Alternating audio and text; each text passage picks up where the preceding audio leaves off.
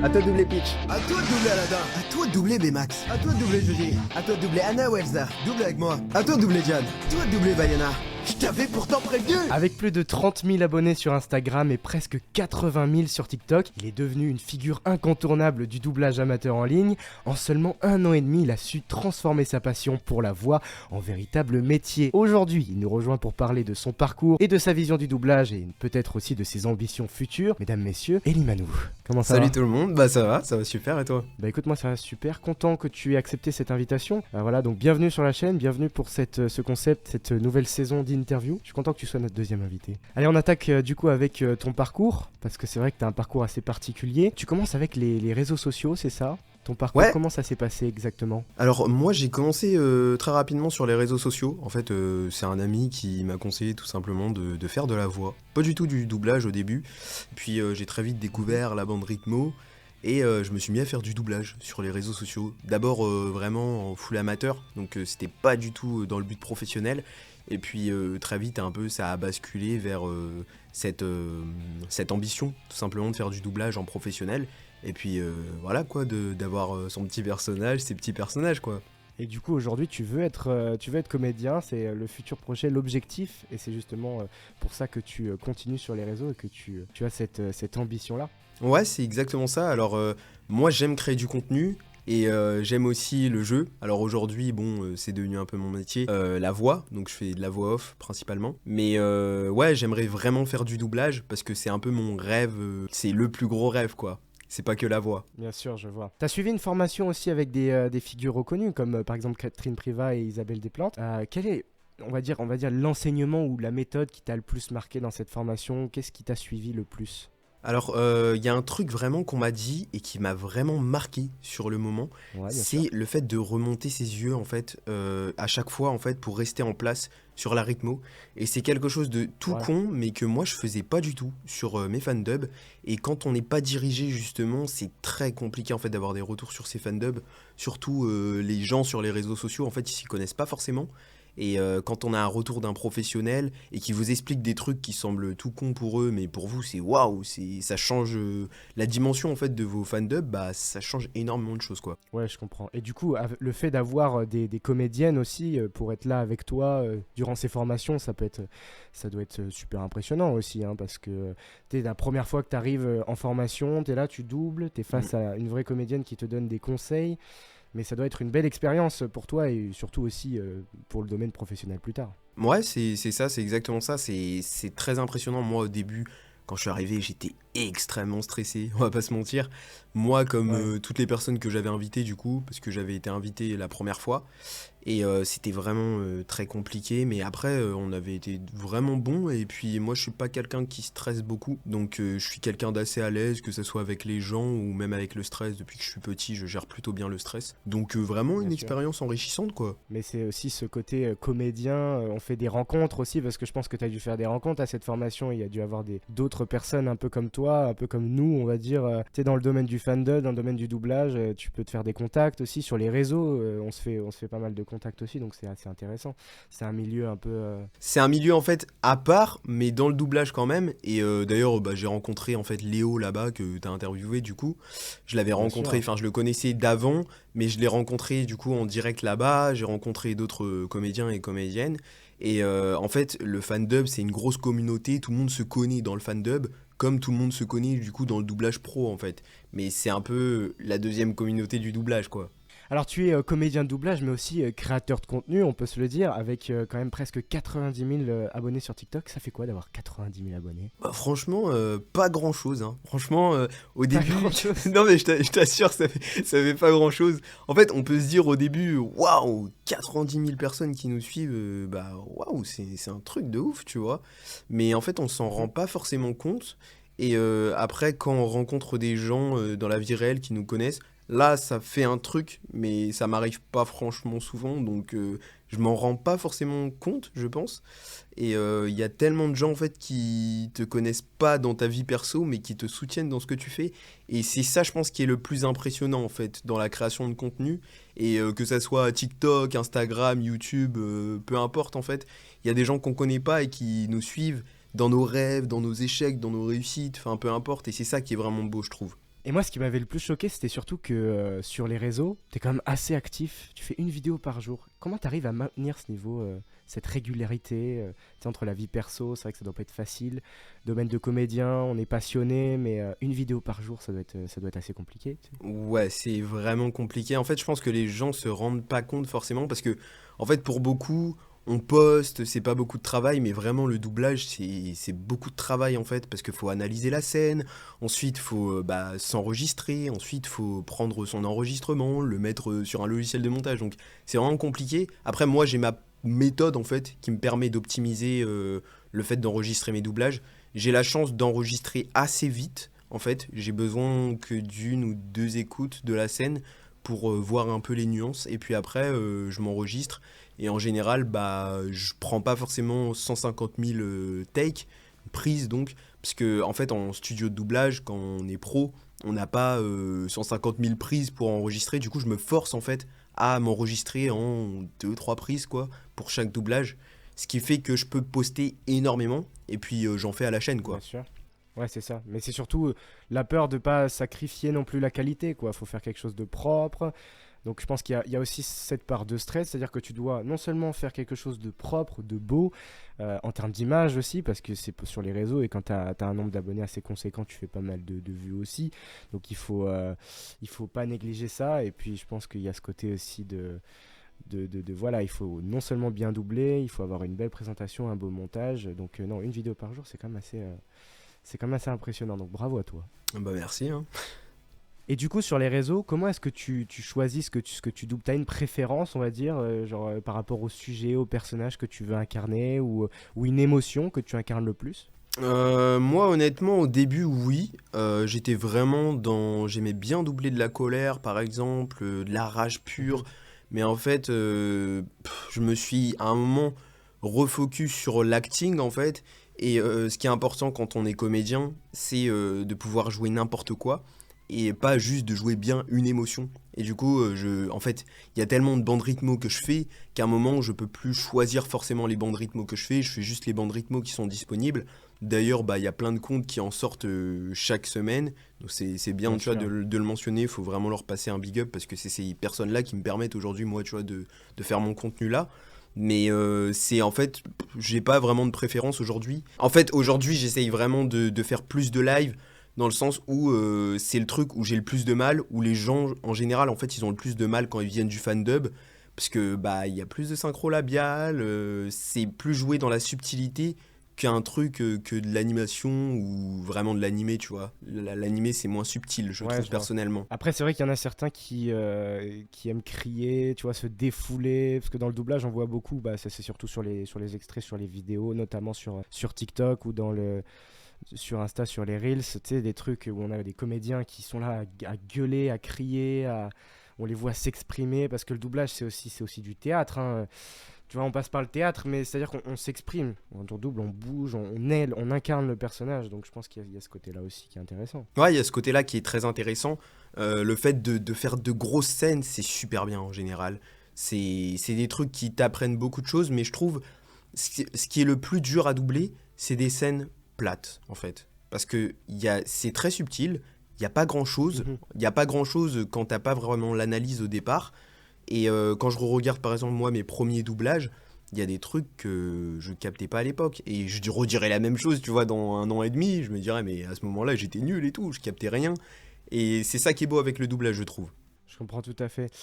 Parlons du coup du doublage. Tu fais aussi de la voix off, d'après ce que j'ai compris. Et donc, tu as aussi un Fiverr, non? Ouais, j'ai un Fiverr. Quel style de voix off tu peux faire? Parce que s'il y en a certains également qui veulent prendre commande. Alors, je fais pas mal de trucs différents. Enfin, je fais surtout deux trucs principaux. Alors, je fais déjà pas mal de scripts pour des vidéos YouTube. Donc, c'est-à-dire, quelqu'un, par exemple, il écrit un script en général.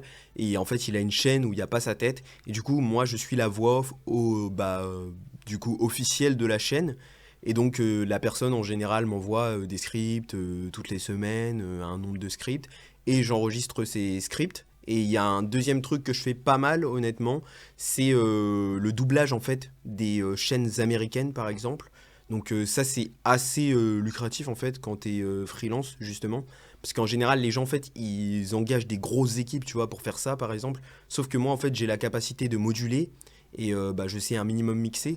Donc, ça me permet, en fait, de différencier ma voix et je peux incarner bah, 10 personnages, sachant que c'est du voice-over, donc c'est beaucoup moins enfin, focus sur le jeu, en quelque sorte. C'est plus remplir la réplique et il faut que la synchro soit bien et nickel. Mais en général, il y a beaucoup moins de jeu, en quelque sorte. Et si tu devais imaginer, je sais pas, ton premier grand rôle en doublage professionnel, il ressemblerait à quoi? Alors, mon premier rôle en doublage professionnel, bah, je pense que ça serait Ouais, une ambiance, honnêtement.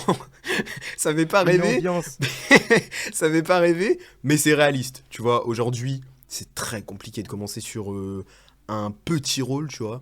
Je sais, par exemple, Léo, Bien il sûr. a commencé sur un petit rôle. Mon Dieu, ce qu'il a eu de la chance. Mais t'as plein de gens aujourd'hui, ils commencent sur de l'ambiance. On les entend même pas, tu vois, bah, dans le film ou la Ouais, ouais, bien série, peu sûr. importe. Ce qui fait que bah, c'est pas mon rôle de rêve, mais c'est peu importe en fait le rôle, pour moi c'est un rôle de rêve parce que le doublage c'est mon rêve, tu vois. La phrase est belle mais c'est Je vrai. comprends. Mais ouais, c'est vrai, c'est très beau à entendre. Mais après, je pense que c'est aussi au niveau des contacts, tu sais, des directeurs artistiques. Tu sais, genre si t'as un bon contact, tu vois, comme Léo, bien sûr, il avait avec Stanislas Forani, tu sais, il a fait sur le DA de One Piece, qu'il l'a aussi recontacté, remis Ouais, sur des pistes pour le doublage. Ça, c'est très utile aussi. ouais c'est ça en fait. C'est que une fois que t'as un contact en fait, t'as juste besoin de te faire un réseau. Mais se faire un réseau ça peut prendre du temps ou pas forcément. Mais c'est ça qui est le plus compliqué en fait. Mais quand t'as un DA qui te fait confiance, après bah ça marche en fait. Tout à l'heure, on parlait des formations de doublage que tu faisais. Quels sont les aspects, on va dire, théoriques ou techniques que tu trouves le plus difficiles dans ces formations ou quand tu vas faire du doublage ou peut-être quand après tu rejoindras un studio? Pour toi, selon toi, les aspects les plus techniques, tu sais, en tant que comédien arrivé dans un plateau, enfin un studio de doublage, c'est quoi les aspects les plus difficiles selon toi? Alors moi, ça va être peut-être différent par rapport à d'autres comédiens de par mon profil et de par la personne que je suis. Ça va pas être lâcher prise, ça va pas être, je pense, forcément le stress ou les trucs techniques, tu vois, comme la bande rythmo. Ça va être, je pense, jouer juste et pas trop en faire, en quelque sorte. Parce que des fois, en Ouais, fait, faut juste aller au but. Et mon problème, c'est que des fois, justement, j'essaye de trop bien faire. Je suis quelqu'un de très perfectionniste. Et ça, c'est un ouais. problème, tu vois, parce que tu vas chercher à trop bien faire les choses et à trop en faire. Et du coup, ça va trop en rajouter. Et ça va pas être naturel, tu vois. Ouais, tu vas vouloir un peu surjouer trop le truc et du Ouais. coup ça va pas être beau en fait. Mais en fait quand tu le fais, t'as cette impression de là, ouais, là je suis en train de cartonner et en fait en réalité non, c'est trop surjoué, c'est pas réel. Hmm. T'es à côté, quoi. Et du coup, ouais, bien sûr, parce que toi tu n'as pas fait de théâtre encore, tu n'as pas commencé le théâtre, il me Alors, semble. si j'ai commencé le théâtre du coup cette année, T'as donc commencé le bah, théâtre cette année. ouais j'ai commencé le théâtre cette année, donc ça fait quelques Ouais. mois en soi. J'aurais dû commencer le théâtre bien plus tôt honnêtement, ça m'aurait permis aujourd'hui tu vois d'être dans encore une meilleure situation en vrai. Mais on fait les choses comme ça et puis bah on verra où ça me mène quoi. Bien sûr. Et tu sens que ça t'aide beaucoup? Alors oui, ça aide de ouf le théâtre en fait, parce que c'est très différent du doublage, hein. On va pas se mentir, t'as beaucoup de Oui. gens, Oui, oui. ils font pas la distinction, mais si, c'est très différent du doublage, Mhm. mais ça t'aide en fait sur la base de ton jeu, sur justement le fait d'être efficace, d'être, d'y aller sans trop en faire, tu vois justement.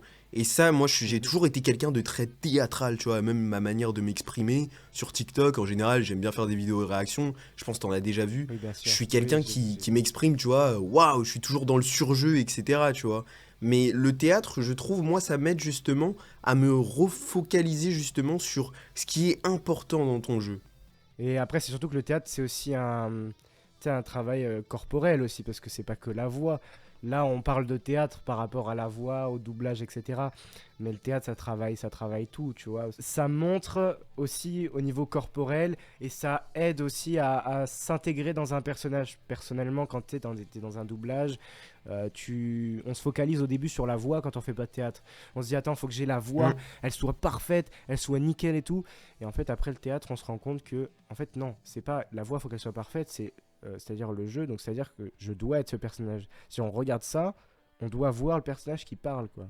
Et on a dans les films avec des grands comédiens, quand ils font tu sais, un doublage, on a l'impression vraiment qu'ils sont le personnage. Et moi, c'est ça qui fascine, je trouve. Ouais, c'est même tu le vois en fait quand t'arrives en cabine et que t'es jeune comédien, tu vois, tu fais une petite formation comme ça et que par exemple le DA il vient dans la cabine pour te montrer un truc, tu te rends compte que en fait il bouge de dingue, genre sans tu vois non Ouais, plus enfin faire des trucs de ouf parce que sinon le micro il va les entendre. Mais en fait, par exemple quand un personnage tu vois il va se lever, bah eux ils vont feindre de se lever et en fait quand t'es jeune comédien en général c'est des trucs que tu fais pas justement. Et le fait de le voir, après, moi je suis quelqu'un qui assimile très vite les choses. Je vois une fois quelque chose, bah ça me marque à vie et du coup je reproduis la chose. Mais c'est ça, je trouve, la différence entre, tu vois, les jeunes comédiens et bah, quelqu'un qui a de l'expérience dans le métier, quoi. parlons rapidement aussi tu sais, des réseaux sociaux et surtout de ta communauté. Je fais un point là-dessus. Par rapport à ton rythme de publication, tu sais, donc une Hmm. vidéo par jour, quel est le type de contenu qui plaît le plus à ton audience selon toi? Je pense quand même, c'est le contenu interactif, donc les doubles avec moi. Ça, je pense que c'est le concept et le truc qui marche forcément le mieux, en quelque sorte, parce que c'est quelque chose de bah, intemporel en quelque sorte. Bah, c'est toujours la même combine, juste avec d'autres œuvres en fait. Mais après, bah, il y a d'autres trucs aussi qui peuvent marcher, qui sortent de l'ordinaire. Donc je sais pas forcément ce qui plairait le plus à mon audience en vrai. Je pense que toutes les vidéos, tant que ça parle de doublage, je pense que ça intéresse mon audience en vrai, hein. Ouais, c'est sûr. Mais comme tu dis, les doubles avec moi, c'est vrai que t'as pas mal de duos en retour aussi, donc ça doit être cool, hein, ouais. Ouais, et puis ça fait justement que ton compte se propage, donc forcément en plus ça aide en fait. Et si on continue sur ta communauté, tu sais, en lançant des vidéos de fandub ou de voix, t'as sûrement eu des retours, je sais pas, marquants. Tu pourrais essayer de nous partager une anecdote ou un commentaire qui t'a particulièrement Ouais, motivé. ouais, en fait, quand j'étais au tout début de mon compte, vraiment, j'avais à peine 2000 abonnés d'ailleurs. En fait, il y a quelques personnes qui m'ont reproché en fait de faire de la voix. Donc, en fait, tu le comprends pas sur le moment. Et c'est quelque chose que je comprenais pas, tu vois. Pour moi, mon doublage, tu vois, waouh, là, ma voix, putain, je kiffe, tu vois. Et en fait, tu comprends Bien pas. sûr. Et tu comprends pas sur le moment. Et c'est quelque chose aujourd'hui que quand je re-regarde mes anciens doublages, justement, je me dis, ouais, en fait, je faisais de la voix. Et c'est quelque chose que tu. On en a parlé, tu vois, là. Mais c'est quelque chose que tu as tendance à faire en général quand tu commences, justement. Et c'est ce que, justement, les gens pensent, en fait. Quand la voix, par exemple, elle va coller dans un doublage sur Internet, les gens vont dire, waouh, t'es trop fort, etc. Même si t'as pas forcément de jeu. Alors que si t'as le jeu, mais que t'as pas forcément la voix adaptée pour le personnage, tout de suite là on Bien va te sûr. dire que tu vois t'es pas bon justement et ça c'est des trucs qui te marquent en fait et des trucs tu vois ta voix elle colle pas, ta voix elle est nulle, ta voix elle est pas faite pour ce personnage, ta voix elle est pas faite pour les méchants, ta voix elle est pas faite pour ça c'est des commentaires qui te marquent en fait parce qu'en fait c'est des gens justement qui sont pas dans ce domaine là et qui comprennent pas justement la subtilité et le fait que tu vois c'est un DA en fait qui va te caster pour un projet donc c'est pas toi en fait qui va juger si ta voix elle est un tel ou un tel. Le DA il va juste regarder ton jeu, est-ce que t'es bon? Si t'es bon, c'est tout. Lui il aura un projet à te donner, tu vois, un rôle qui te conviendra à merveille quoi. Et d'ailleurs, je fais une référence à ça parce que toi, tu es quand même assez ouvert aux critiques parce que malheureusement, on en a en tant que créateur de contenu, en tant que comédien aussi. Les critiques, tu es assez ouvert, tu réponds pas mal à tes méchants commentaires et tu es assez mature, on va dire, et ouvert là-dedans. Tu arrives à y faire face là-dessus. Ouais en fait au début pendant quelques mois j'arrivais pas trop, c'est-à-dire que je répondais pas en général. Et bah en général, je l'ai laissé, tu vois, dans les commentaires filtrés par exemple. Aujourd'hui, sur mon compte TikTok, je le dis maintenant tout de suite, vous pouvez y aller voir, c'est open bar. C'est-à-dire que tu veux commander ce que tu veux, tu vois, tant que tu manques pas de respect à quelqu'un d'autre dans les commentaires, tant que c'est sur moi, ça me dérange pas. Et en général, moi, les critiques qui sont bêtes et méchantes, tu vois, je les prends à la rigolade ou carrément je te fais une vidéo réponse, tu vois, avec de l'ironie pour que tu comprennes à quel point en fait ce que tu dis, c'est débile. Et c'est en éduquant justement les gens avec ça que que les gens en fait ils comprennent leur erreur. C'est pas justement Bien sûr. en répondant pas ou en insultant les gens. Et justement, je discutais avec quelqu'un la dernière fois, je lui expliquais que quand tu supprimes tes commentaires, quand tu insultes les gens, ces gens-là ils ont tout gagné en fait parce que eux ils veulent juste te faire sortir, tu vois, du cadre. Alors que quand tu fais une petite vidéo réponse de 1 minute où tu es plein d'ironie et que tu rigoles de la situation, bah, les gens, en fait, ils voient que ça t'atteint pas, Les gens, ils voient que ça ne t'atteint pas, quoi, tu vois. Après, c'est une question aussi de mentalité, quoi. Tu as une très bonne mentalité ça peut t'aider. Ça peut t'aider pour non seulement répondre, parce que c'est pas toujours facile, hein. Il y a certains qui, je sais pas, sont un peu démotivés, on va dire. Donc voilà, comme je le disais dans l'interview avec Léo, voilà, la motivation, c'est la clé dans le doublage. Il faut pas laisser toutes les critiques, hein. Si d'ailleurs vous voulez vous lancer dans les réseaux, franchement, allez-y comme vous êtes, allez-y comme voilà, faites ce que vous aimez et puis peu importe les critiques, laissez pas ça passer, quoi. C'est pas censé vous atteindre et toi ça t'atteint pas en fait, ça t'atteint mais tu es assez fort pour rejeter ça et pour prendre ça à la rigolade. T'as tellement un moment de critique qui arrive que au début ça peut te toucher, tu vois. Et à un moment, bah, ça te passe au-dessus, tu vois. Moi aujourd'hui, c'est mon métier, je fais de la voix, je me réveille le matin, je fais mon travail, etc. Quand je poste sur TikTok, c'est pour les gens, tu vois. Je suis pas rémunéré sur TikTok. Je fais plaisir en fait aux gens. J'essaye de motiver des gens justement à découvrir moi mon univers et ma passion. Et après, si les gens ils le prennent mal, bah tu vois, qu'est-ce que ça peut me faire honnêtement? Ces gens-là, tu les verras pas dans la Bien rue. sûr, oui, mais c'est vrai en plus. Et avec ta présence quotidienne en ligne, tu sais, est-ce que tu as tu sais, des projets à long terme que tu voudrais développer ou comme par exemple des collaborations avec ton nombre d'abonnés aussi et puis ou des créations originales, tu pourrais nous en parler de ça? Alors, ouais, j'ai plusieurs projets. Alors, déjà, bon, j'ai lancé ma chaîne YouTube là, il y a quelques mois du coup. Je fais pas mal de vidéos sur le doublage. D'ailleurs, il y a une vidéo qui va sortir bientôt sur le monde du doublage. Un peu un focus sur l'IA et puis toutes les menaces qu'il y a sur le monde du doublage qui sera assez intéressante. N'hésitez pas à aller la Bien voir, on sûr. fait sa petite pub. Mais C'est tout en description, de toute façon. autrement que YouTube, enfin la chaîne YouTube, j'aimerais aussi faire des gros formats, des épisodes en fait de contenu tout simplement, avec des doublages complets d'épisodes. Après, je sais pas si c'est possible au niveau des droits d'auteur. Ça va être Ouais, c'est compliqué. ce que j'allais dire. C'est surtout ça, ça va être compliqué, je pense. Mais ça serait vraiment quelque chose de bien. J'aimerais ramener vraiment beaucoup de personnes qui font du fan-dub, justement, et avoir une grosse communauté en quelque sorte, et puis faire des projets vraiment qu'on voit pas, en fait. Parce que la communauté, forcément, de doublage professionnel, bah, ils ont des projets, tu vois, mais la communauté doublage fan-dub, bah, des projets vraiment où on retrouve ces gens qui sont partout sur les réseaux sociaux, il y en a pas tant que ça, tu vois. Bien sûr, je vois. Et tu parlais, il y a juste avant, là, tu parlais de l'intelligence artificielle. On est obligé d'en parler dans cette interview parce que c'est vrai que tu as fait déjà des vidéos contre cette intelligence artificielle, les personnes volant la voix de certaines personnes. Est-ce que tu pourrais nous faire un petit pitch, parler un peu de cette intelligence artificielle? Qu'est-ce que tu ressens de ça comment est-ce que tu vois l'avenir dans ce doublage-là? Alors moi j'ai un point de vue je pense différent de beaucoup de comédiens honnêtement. Je pense que l'IA, si rien n'est fait aujourd'hui, tu vois, en termes de loi, etc., va remplacer les comédiens. Vraiment, va remplacer bah, déjà en premièrement Oui, c'est les voix off, tu vois, comme moi. Donc bah, dans quelques années, si t'es optimiste, tu dis 5 ans, tu vois, mais si t'es pas optimiste, tu peux très bien dire 2 ans. L'IA va nous remplacer. Parce qu'en fait, tout simplement, c'est pas cher, il n'y a pas de cachet à payer, ça bosse 24 heures sur 24. Là, tu vois, moi, tu vois, j'ai un peu mal à la gorge là actuellement. Je travaille pas trop du coup, mais j'ai des projets en attente, etc. Alors qu'avec une IA, bah, l'IA, elle le fait, peu importe, tu vois, même à minuit, tu la réveilles, l'IA, elle est présente. Et dans le doublage, plus tard, ça va aussi arriver en fait. Mais ça, justement, il y a beaucoup de gens qui n'en ont pas conscience, et pour eux, l'IA est figée dans le temps en quelque sorte. c'est ça. L'IA va pas évoluer, tu vois, pour eux. Alors que l'IA, il y a 5 ans, c'était pas l'IA de maintenant. Après, aujourd'hui, moi, je vois souvent parce que c'est le doublage qui ressort, hein, quand on est en tant que comédien de doublage.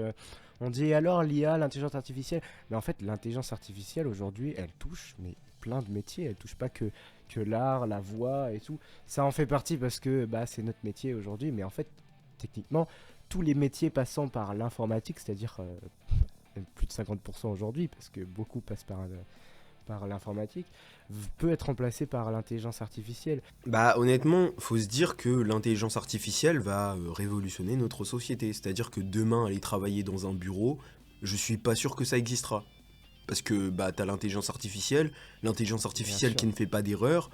Moi personnellement, tu vois, j'étais pas comédien avant, donc j'ai cette expérience-là de l'IA autre que le domaine artistique, et tout ça pour dire que l'IA, à part dans le domaine créatif, où forcément c'est pas du tout éthique, bah les autres multinationales, tu vois, demain la caissière de Carrefour, elle n'existe plus, hein, faut pas se mentir. Et Ah ouais, mais c'est ça, bien sûr. bah c'est ça, et après, le prochain métier qui arrivera, bah ça sera, enfin les prochains métiers qui arriveront, ça sera tous les métiers dans l'art, type artiste. Pourquoi tu vas aller regarder l'œuvre d'un mangaka si une IA elle est capable de te pondre un manga de 100 tomes en même pas une journée, tu vois. C'est ça. C'est ça, les scripts, tous les écrivains, ceux qui font des livres, ceux qui gèrent le son, ceux qui font du montage, enfin tout ça. Enfin, Bah on veut toujours aller plus vite, tu vois, que la musique. C'est-à-dire, tu veux des ça. films rapidement, tu veux, regarde les plateformes comme Netflix, tout en fait. Tu veux tout rapidement, ce qui fait Ouais, qu'aujourd'hui, c'est ça. les gens par exemple, ils peuvent plus attendre pour un chapitre de One Piece, tu vois, pendant une semaine. Ils le veulent maintenant, tout de suite. Ils en veulent 5 tout de suite, maintenant. Tout est dans l'immédiat, ce qui Ouais, fait c'est que ça. bah, les comédiens, ah, c'est pas immédiat en fait les comédiens. Et tout ce qui n'est pas immédiat, tout ce qui n'est pas automatique va disparaître. Et même si c'est de l'art, même si c'est humain, même si c'est beau, bah avec en fait cette manière de penser va révolutionner la société. Du coup, par rapport à tes réseaux sociaux, moi j'ai une question. Dans 5 ans, tu te vois encore sur les réseaux ou plutôt vraiment exclusivement dans le domaine du doublage professionnel? Parce que c'est vrai que tu lances une carrière dans le professionnel, c'est quand même compliqué de faire une vidéo par jour encore. Alors moi Alors, je me vois, comment est-ce que tu penses que tu vas gérer ça? je sais pas, je me vois pas forcément que sur du doublage en fait. Je suis quelqu'un qui fait plein de choses.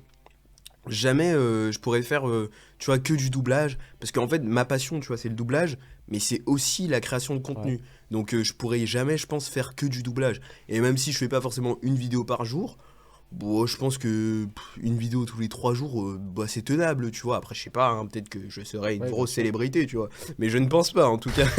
Je pense On te le pas. souhaite en tout cas. On espère. D'ailleurs, allez voir la chaîne d'Eliman, elle est en description avec la chaîne YouTube, les nouveaux concepts, comme il disait tout à l'heure, et puis voilà, ça sera cool là-dessus. Maintenant, on part toujours dans le monde des réseaux sociaux, etc., mais j'aimerais un peu ton avis, parce qu'aujourd'hui, tu sais, le doublage, on va dire que moi, je vois de plus en plus de créateurs de contenu ou de petites personnes qui s'essayent au doublage, certaines personnes qui font des vidéos de doublage pour rigoler avec cette bande rythmo, les bandes rythmo qui sont déjà créées. Donc on voit beaucoup même de talents émerger, tu sais, grâce aux réseaux sociaux. Comment est-ce que tu perçois cette nouvelle vague dans le monde du doublage? Moi, je trouve ça vraiment bien, tu vois. Parce que ça redore, en fait, un peu l'image du doublage. Faut savoir que l'image du doublage, il y a vraiment cette image de privilégié, tu sais, vraiment, c'est un monde à part. Il y a ces gens et il y a nous. Et le fait que ça se démocratise un peu sur les réseaux sociaux et qu'il y ait de plus en plus de personnes qui s'intéressent à ça et qui en font, que ça soit sérieusement ou pas du tout, bah ça sensibilise en fait les gens au métier. Et c'est comme ça, je pense qu'il faudrait sensibiliser justement les gens à l'IA, tu vois, par exemple dans le monde du doublage. Et c'est vraiment, Mhm. outre ça, tu vois, c'est vraiment bien pour, en fait, ça crée vraiment une nouvelle génération de comédiens, d'aspirants comédiens.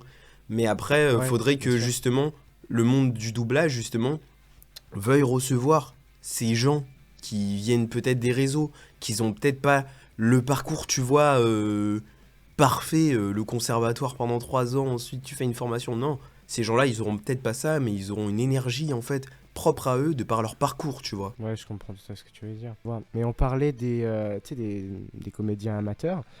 Quelles sont, selon toi, on va dire les qualités qu'il faudrait absolument développer pour se rapprocher du niveau professionnel? Tu sais, parce que je pense qu'il y en a qui veulent se lancer, qui regardent aussi cette interview. Pour ceux qui voudraient se lancer, est-ce qu'on pourrait avoir ton avis là-dessus?